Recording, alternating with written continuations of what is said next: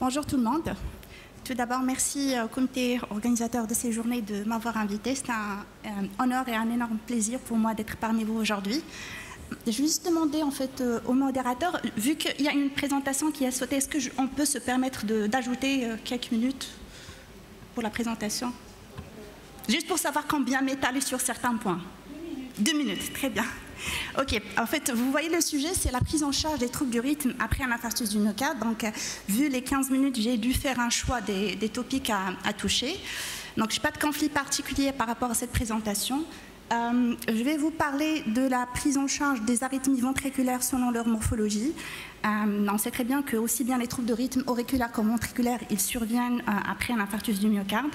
Donc on va parler de la gestion des aspects particuliers, surtout en fait des tempêtes arythmiques, avant de finir par la gestion de la fibrillation atriale.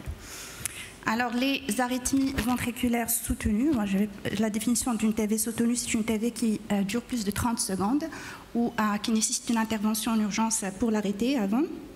C'est une arythmie qui est assez fréquente, donc dans la pratique, on la rencontre jusqu'à 12% des cas hospitalisés pour un infarctus du myocarde durant les premières 48 heures. Donc c'est ça la phase aiguë. En fait, à chaque fois que je vais parler de phase aiguë, je parlerai des premières 48 heures. On les voit souvent avant la revascularisation. Donc pour la prise en charge, d'abord c'est une évaluation initiale. Donc ça passe par la description du terrain du survenu, le contexte clinique, la tolérance hémodynamique et bien sûr l'identification de l'arythmie ventriculaire. Donc on est tous ici assez familiers pour le diagnostic à l'ECG d'une TV polymorphe.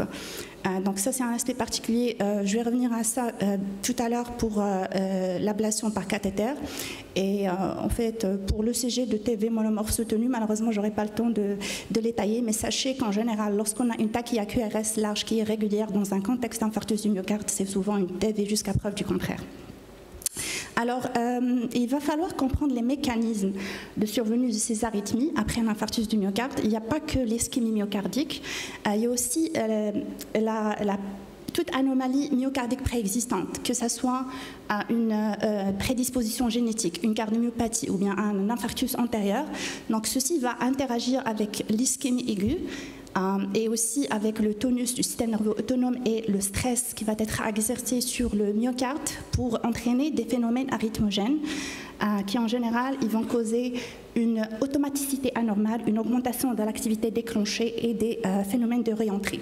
Mais en général, une ischémie myocardique seule n'entraîne pas une TV monomorphe régulière, donc c'est plutôt des TV polymorphes ou bien des FV. Donc durant la phase aiguë, une arythmie ventriculaire s'accompagne d'une augmentation de la mortalité intra-hospitalière et quand le patient survit à cette phase aiguë, si l'arythmie était une FV, en général, ils ont tendance à avoir un bon pronostic sur le plan rythmique à long terme versus si c'était une TV monomorphe à la phase aiguë, donc en général, ils vont avoir plus de récidives d'arythmie à long terme. Alors, avant de la traiter, il faut penser à prévenir une arythmie dans le contexte d'infarctus du myocarde. Ça passe par la revascularisation, donc il a un effet anti-arythmogène très efficace, donc il faut revasculariser le patient très vite. Les bêta-bloquants injectables, ils ont un rôle important pour la prévention, faut-il encore qu'il n'y ait pas de contre-indication à la phase aiguë. Alors si l'arythmie survient, donc que ce soit une TV polymorphe, FV ou bien monomorphe, en cas d'instabilité hémodynamique, il va falloir l'arrêter par un choc électrique, donc cardioversion ou défibrillation selon le cas de l'arythmie. Bien sûr, si ça s'accompagne d'un arrêt cardiaque, il va falloir passer par les algorithmes de réanimation cardiaque avancée. Mais au-delà des 5-10 minutes de cette réanimation, il va falloir faire des attitudes qui sont spécifiques à l'infarctus du myocarde. Alors, une arythmie ventriculaire qui survient, toujours se poser la question, est-ce qu'il ne va pas falloir faire des revascularisations en fait additionnelles, si par exemple le patient avait déjà eu une angioplastie d'un vaisseau puis qu'il garde encore d'autres lésions, faire une correction des troubles électrolytiques. Les bêta-bloquants encore en classe 1, ils sont recommandés pour le traitement de cette arythmie à la phase aiguë. Et la sédation, donc à ce stade-là, premier épisode, on parle de sédation légère par voie orale. Alors si jamais ça récidive, alors là, il va falloir commencer des antiarythmiques. L'amiodarone est l'antiarythmique de choix, première intention. Si ce n'est pas efficace, il va falloir commencer la lidocaïne. Donc c'est une recommandation classe 2B. Alors, le patient va remplir les critères de tempête arythmique quand il va faire au moins 3 épisodes d'arythmie ventriculaire durant 24 heures. À ce moment-là, il va falloir faire des escalations thérapeutiques. Donc, ça va passer par une intubation, une sédation profonde. Donc, ça aussi, ça a été démontré comme ayant un effet anti-arythmique très clair. Alors, si le patient va continuer à faire des récidives de TV, donc ça veut dire que c'est des cas qui sont très difficiles à gérer, il va falloir vraiment passer aux thérapies de 2e ligne, voire de 3e ligne, avec des thérapies avancées. Alors, on va commencer d'abord par penser à l'ablation par cathéter de TV. Alors, je vous avoue que ça, c'est l'une des rares situations où un rythmologue est amené à se déplacer en urgence pour faire une ablation en urgence, parce qu'on sait que c'est généralement, en fait, les ablations sont des procédures qui sont programmées, mais en cas d'arythmie ventriculaire post-infarctus avec un orage rythmique, des fois, c'est la seule procédure qui peut sauver la vie du patient, mais c'est des procédures qui sont très complexes, surtout si le patient il a un choc cardiogénique. Donc, ça va nécessiter un système de support hémodynamique, donc LVAD et ECMO éventuellement. Et si c'est un diagramme, juste pour vous montrer ce qu'on fait en général à la salle de cathé, donc on va faire une reconstruction tridimensionnelle du ventricule. Et puis là, c'est une cartographie de voltage. Le code couleur, donc on a la couleur violet, c'est pour montrer le myocarde qui est sain. La couleur rouge, c'est un myocarde qui a plein de cicatrices. Et en fait, les différentes couleurs, c'est les zones transitionnelles. Donc, quand le patient il arrive, il fait des TV en fait, à répétition, c'est très difficile en fait, de faire la cartographie. Et en général, pour ce genre de patient, on va finir par faire une modification du substrat anatomique. C'est des ablations très extensives. Les points que vous voyez en rose, c'est en fait, les points d'ablation. C'est des procédures qui vont durer des heures et des heures, des fois plus de 7 heures. Et il va falloir que le patient tolère ceci sur le plan hémodynamique. Les autres situations où en fait, l'indication d'ablation elle est recommandée en urgence. C'est en fait ce que je vous ai montré tout à l'heure. Ça, c'est un aspect particulier d'extrasystoles ventriculaires qui naissent du tissu du Purkinje. En fait, en général, ils ont la même morphologie. Et à chaque fois qu'on a l'extrasystole qui survient, il va déclencher des TV polymorphes. Donc là, c'est un exemple. Je ne sais pas passé, il y a un retard. Un exemple en fait, de ce qu'on voit à la télémétrie, c'est des patients qui vont faire des TV polymorphes après TV polymorphes, qui vont recevoir plusieurs chocs. Durant une garde, on peut être amené à donner 60 chocs électriques pour ces patients. Donc si on ne fait rien, ils vont décéder. Et en général, ce qu'on fait, il va falloir chercher le petit signal. Malheureusement, la flèche ne suit pas. Le petit signal en fait, au niveau de l'électrogramme intra-ventriculaire et aller localiser cette petite anomalie au niveau du tissu Purkinje et l'ablater. Et en général, ça donne de très bons résultats. Encore, il faut le faire dans des centres qui sont à haute expertise. Donc, c'est recommandé qu'en classe 2A dans ce contexte. Autre thérapie avancée, donc des fois malheureusement le patient ne répond pas à l'ablation et s'il continue à avoir des arythmies ventriculaires, il faut penser à faire la sympathectomie thoracique, des fois même la transplantation cardiaque si bien sûr c'est disponible. Heureusement, avec les TV polymorphes, on s'en sort pas mal avec seulement le traitement anti-arythmique et l'ablation par cathéter. Alors, je voulais juste mentionner ici l'overdrive pacing, c'est pour des fois, si le mécanisme déclencheur c'est un ralentissement, donc un couplage long court, des fois stimuler le ventricule ou bien l'oreillette, il peut arrêter l'arythmie ventriculaire. Donc là, c'est des alternatives au traitement dont je serais heureuse de discuter tout à l'heure à la période des questions. Alors, au-delà de cette phase aiguë, donc le patient devra être sous traitement anti-arythmique. On a deux options, c'est la cordarone qui est la plus efficace. Si contre-indication absolue, c'est le sotalol. Si le patient est récidive, alors soit on fait une escalation thérapeutique du sotalol à l'amiodarone, sinon il va falloir faire une ablation. Et c'est une recommandation classe 1 dans ce contexte.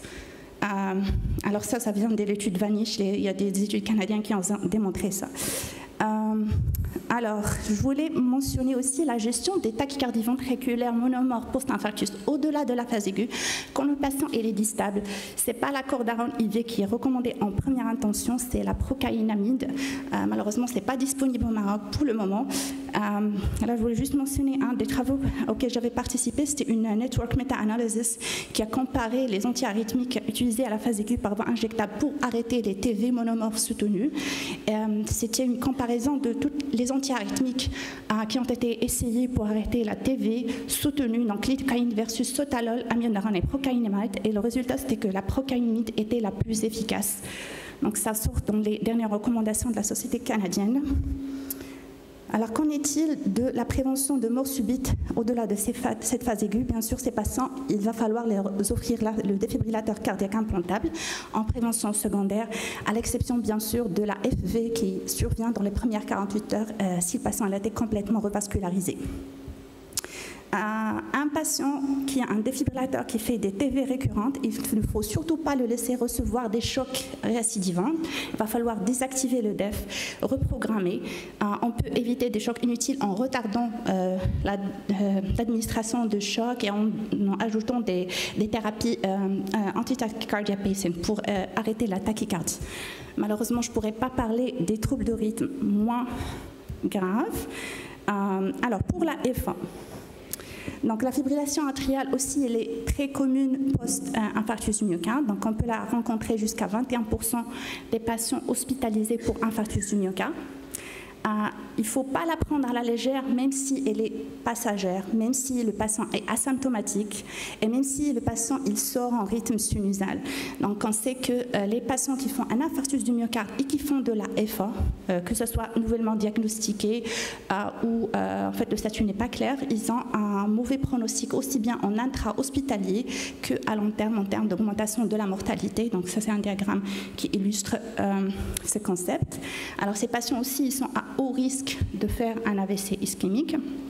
Donc là, c'est un diagramme qui montre que le risque cumulatif d'AVC ischémique chez les patients qui font un infarctus, donc le risque il est beaucoup plus élevé chez les patients qui ont fait une FA, même si c'est transitoire, versus ceux qui ne l'ont pas fait. Donc il y a plusieurs études qui ont montré ça. Donc la gestion de la FA va dépendre de plusieurs facteurs cliniques. Alors le principal, donc à la phase aiguë, c'est la tolérance hémodynamique. Donc ce sont des patients qui sont fragiles à la base. Le fait d'ajouter en fait, à l'équation des paramètres cliniques, la perte de la contractilité atriale donc, va baisser davantage le débit cardiaque. Donc, il va falloir intervenir assez rapidement. Donc, en cas d'intolérance hémodynamique de la FA, il va falloir administrer un choc électrique, une cardioversion électrique. Alors, ça sort en recommandation classe 1B. Et bien sûr, si le patient est relativement instable, donc on pourrait toujours tenter de donner de la cordarone, surtout dans le contexte par exemple d'un risque élevé de sédation. Alors, la cordarone injectable, en fait, c'est surtout à but de contrôle de fréquence et non pas de contrôle de rythme, mais elle peut avoir un effet retardé de contrôle du rythme cardiaque. Les patients qui ont un infarctus avec une dysfonction VG et une insuffisance cardiaque, il pourrait être risqué de leur donner un bêta-bloquant à la phase aiguë, surtout s'ils ont une tension un peu basse. Donc, la cordarone reste un meilleur choix, aussi bien que la digoxine pour ralentir la fréquence cardiaque. Alors, un mot pour les cas réfractaires. Donc, si on a un patient qui a un infarctus du myocarde, FA rapide, on essaie tout médicalement, mais on n'arrive pas à le contrôler. Des fois, on peut être amené à faire une ablation du nœud AV avec une stimulation biventriculaire en urgence. Mais c'est des cas qui sont très particuliers. Alors, pour la gestion de la FA, en fait, dans le contexte d'infarctus du myocarde, il va falloir en fait suivre les recommandations usuelles en fait en termes de gestion de la FA. Donc là, c'est juste pour rappel en fait un schéma que j'ai tiré des dernières recommandations de la Société européenne. En fait, les 3 étapes ABC, contrôle de l'anticoagulation, contrôle des symptômes et des comorbidités. Pour la gestion rythmique, le contrôle de fréquence est toujours recommandé. Le contrôle de rythme, il est recommandé pour la F1 symptomatique. Mais il faut reconnaître qu'il y a une discordance entre les dernières recommandations, les anciennes études et les données des études plus récentes qui toutes elles pointent vers un bénéfice du contrôle du rythme cardiaque de la FA versus un simple contrôle de la fréquence cardiaque. Alors le point qui est encore plus intéressant, c'est la gestion antithrombotique et un chevauchement entre les objectifs de traitement antithrombotique pour la partie d'atteinte coronarienne versus la prévention ischémique de FA.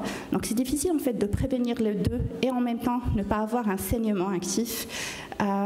Donc là, j'ai juste montré un diagramme qui résume un petit peu ce qu'on peut faire en pratique quand on a un patient qui a un infarctus du myocarde myocarde qui a eu une angioplastie, qui a aussi de la FA. Ces patients, en fait, il va falloir qu'ils reçoivent un nouveau anticoagulant et non pas la VK, donc ça a été démontré à long terme.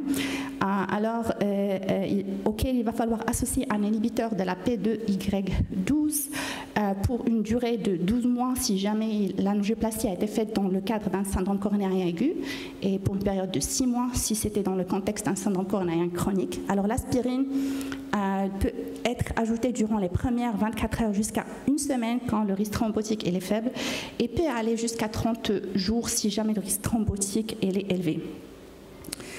Alors, en conclusion, je vais rappeler que les arythmies ventriculaires, ils sont assez fréquentes après l'infarctus du myocarde. Ils peuvent être malignes et causer la mort subite et malheureusement des fois peuvent être la première manifestation de l'infarctus du myocarde. Leur gestion dépend de l'entité de l'arythmie, du terrain surtout préexistant, du mécanisme. Donc il va falloir faire un diagnostic précis, rapide. Il va falloir gérer cette arythmie de façon assez rapide parce que plus on tarde, plus le patient va s'aggraver, rentrer dans un cercle vicieux. Il va falloir aller vers des escalations thérapeutiques très avancées. Alors, au-delà de la phase aiguë, il faut penser à offrir un défibrillateur pour la prévention secondaire de mort subite et l'ablation par cathéter, il a une place importante. Donc, il y a pas mal d'indications, aussi bien pour le premier épisode qu'en cas de récidive. Alors, pour la FA aussi, c'est une arythmie qui est très commune. Elle peut compromettre la stabilité hémodynamique, donc il va falloir aussi la traiter de façon rapide et correcte dès son diagnostic. Ce n'est pas une entité à négliger, ce n'est pas en fait un diagnostic accidentel. Il va falloir la traiter correctement comme toute FA selon les dernières recommandations. Et puis, donc voilà, j'ai un petit peu touché un mot pour les considérations spécifiques pour la thérapie antithrombotique. Et surtout, je voulais rappeler que le contrôle du rythme cardiaque devrait être offert à ces patients, même s'ils sont asymptomatiques. Et je vous remercie.